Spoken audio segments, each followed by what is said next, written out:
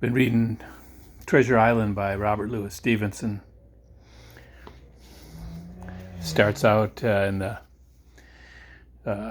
somewhere on the coast of England where there's a boy named Jim Hawkins, and he works at his parents' inn called the Admiral Benbow Inn, and a frightening character comes along, some old pirate, and terrorizes everybody and scares the customers, and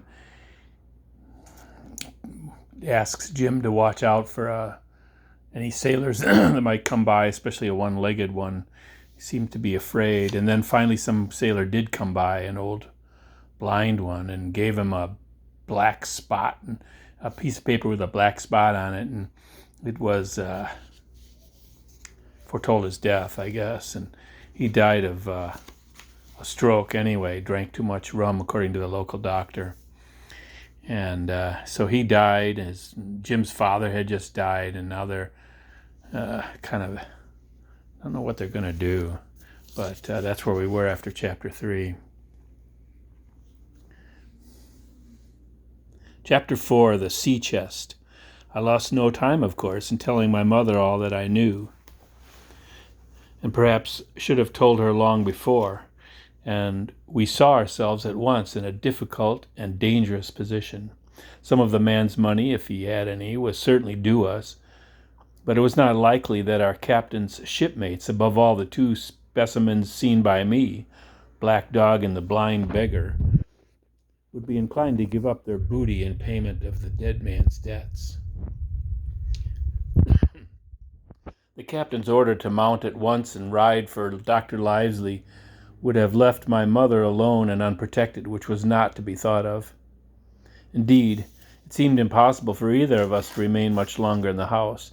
The fall of coals in the kitchen grate, the very ticking of the clock, filled us with alarms. The neighborhood, to our ears, sounded haunted by approaching footsteps, and what between the dead body of the captain and on the parlor floor, and the thought of that detestable blind beggar hovering near at hand and ready to return, there were moments when, as the saying goes, I jumped in my skin for terror. Something must speedily be resolved upon it, and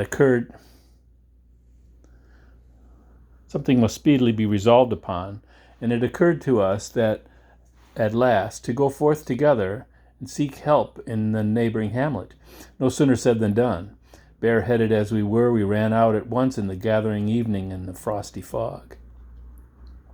The hamlet lay not many 100 yards away, though out of view, on the other side of the next cove, and what greatly encouraged me, it was in an opposite direction from that whence the blind man had made his appearance, and whither he had presumably returned. We were not many minutes on the road, though, and sometimes we stopped to lay hold of each other and hearken, but there was no unusual sound, nothing but the low wash of the ripple and the croaking of the crows in the wood.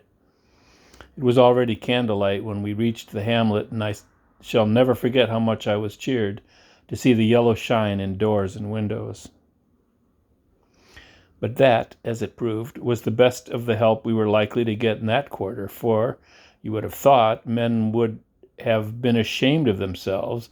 No soul would consent to return with us to the Admiral Benbow. The more we told of our troubles, the more, man, woman, and child, they clung to the shelter of their houses. The name of Captain Flint, though it was strange to me, was well known to some here, and carried a great weight of terror. Some of the men who had been to field work on the far side of the Admiral Benbow remembered, besides, to have seen several strangers on the road, and taking them to be smugglers, to have bolted away. And at least one had seen a little lugger in what we called Kit's Hole. For that matter, anyone who was a comrade of the captain's was enough to frighten them to death.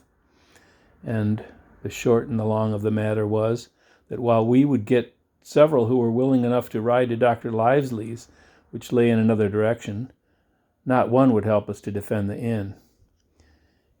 They say cowardice is infectious, but then argument is, on the other hand, a great emboldener. And so, when each had said his say, my mother made them a speech. She would not, she declared, lose money that belonged to her fatherless boy. If none of the rest of you dare, she said, Jim and I dare. We will go back the way we came, and small thanks to you, big, hulking, chicken-hearted men. We'll have that chest open if we die for it, and I'll thank you for that bag, Mr. Crosley, to bring back our lawful money in. Of course, I said I would go with my mother, and of course they all cried out at our foolhardiness. But even then, not a man would go along with us. All they would do was to give me a loaded pistol, lest we were attacked, and to promise to have horses ready, saddled, in case we were pursued on our return, while one lad was to ride forward to the doctor's in search of armed assistance. My heart was beating finely when we two set forth in the cold night upon this dangerous venture. A full moon was beginning to rise and peered redly through the upper edges of the fog, and this increased our haste, for it was plain, before we came forth again, that all would be as bright as day, and our departure exposed to the eyes of watchers. We slipped along the hedges, noiseless and swift, nor did we see any or hear anything to increase our terrors, till, to our huge relief, the door of the Admiral Benbow closed behind us. I slipped the bolt at once, and we stood and panted for a moment in the dark, alone in the house with the dead captain's body.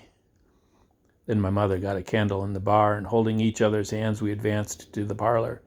He lay as we had left him, on his back, with his eyes open, one arm stretched out.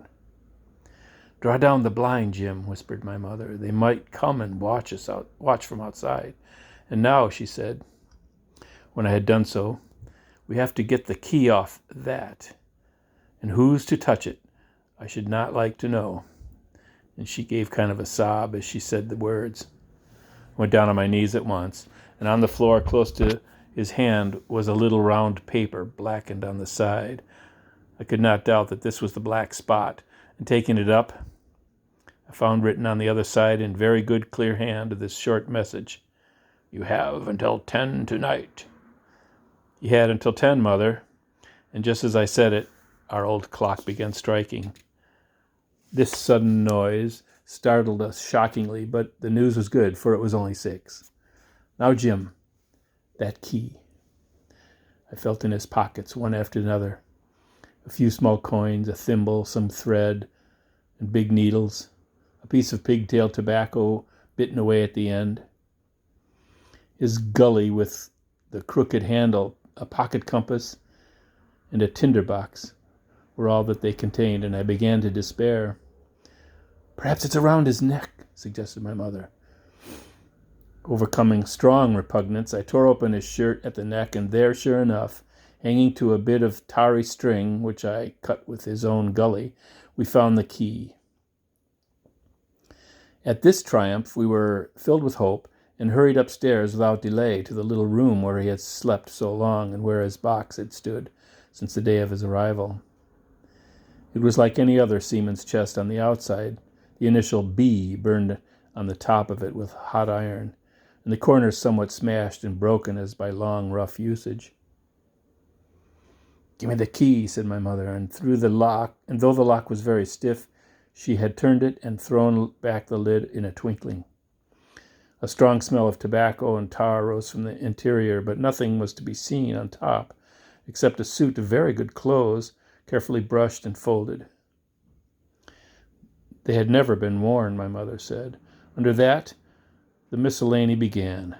A quadrant, a tin cannikin, several sticks of tobacco, 2 brace of very handsome pistols, a piece of bar silver and an old Spanish watch, and some other trinkets and little value, and mostly of foreign make, a pair of compasses mounted with brass, and 5 or 6 curious West Indian shells. It has often set me thinking since that he should have carried about those shells with him in his wandering, guilty and haunted life.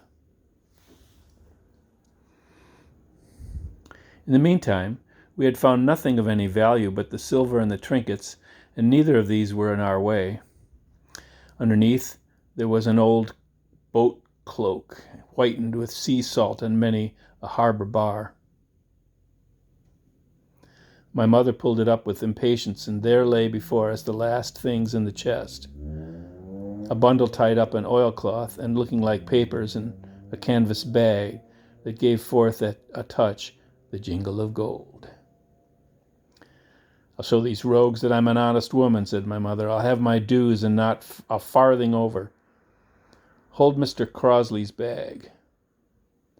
She began to count over the amount of the captain's score from the sailor's bag into the one I was holding. It was a long, difficult business, for the coins were of all countries and sizes, doubloons and louis d'ors and guineas, pieces of 8, and I know not what, besides, all shaken together at random. The guineas, too, were about the scarcest, and it was with these only that my mother knew how to make a count. When we were about halfway through, I suddenly put my hand upon her arm, for I had heard in the silent, frosty air a sound that brought my heart into my mouth. The tap, tap, tapping of the blind man's stick upon the road. It drew nearer and nearer while we sat holding our breath. Then it struck sharp on the inn door, and then we could hear the handle being turned and the bolt rattling as the wretched being tried to enter. And then there was a long time of silence, both within and without. At last the tapping recommenced, and to our indescribable joy and gratitude died slowly away again until it ceased to be heard. "Mother," said I, "take the whole and let's be going," for I was sure the bolted door must have seemed suspicious and would bring the whole hornet's nest about our ears. Though how thankful I was that I had bolted it, none could tell who had never met that terrible blind man. My mother, frightened as she was, would not consent to take a fraction more than was due her, and was obstinately unwilling to be content with less. It was not yet 7, she said, but by a long way. She knew her rights, and she would have them. And she was still arguing with me when a little low whistle sounded a good way off upon the hill. That was enough, and more than enough for both of us. "I'll take what I have," she said, jumping to her feet. "And I'll take this to square the count," I said, picking up the oilskin packet. Next moment we were both groping downstairs, leaving the handle by the empty chest, and the next we had opened the door and were in full retreat. We had not started a moment too soon. The fog was rapidly dispersing. Already the moon shone quite clear on the high ground on either side, and it was only in the exact bottom of the dell and round the tavern door that a thin veil still hung unbroken to conceal the first steps of our escape. Far less than halfway to the hamlet, very little beyond the bottom of the hill, we must come forth into the moonlight. Nor was this all, for the sound of several footsteps running came already to our ears, and as we looked back in their direction, a light tossing to and fro and still rapidly advancing showed that one of the newcomers carried a lantern. "My dear," said my mother suddenly, "take the money and run. I'm going to faint." This was certainly the end for both of us. I thought how I cursed the cowardice of the neighbors. How I blamed my poor mother for her honesty and her greed, for her past foolhardiness and present weakness. We were just at the little bridge by good fortune, and I helped her, tottering as she was, to the edge of the bank, where, sure enough, she gave a sigh and fell on my shoulder. I do not know how I found the strength to do it at all, and I'm afraid it was roughly done. But I managed to drag her down the bank a little way, under the arch. Further, I could not move her, for the bridge was too low to let me do more than crawl below it. So there we had to stay, my mother almost entirely exposed, and both of us within earshot of the inn.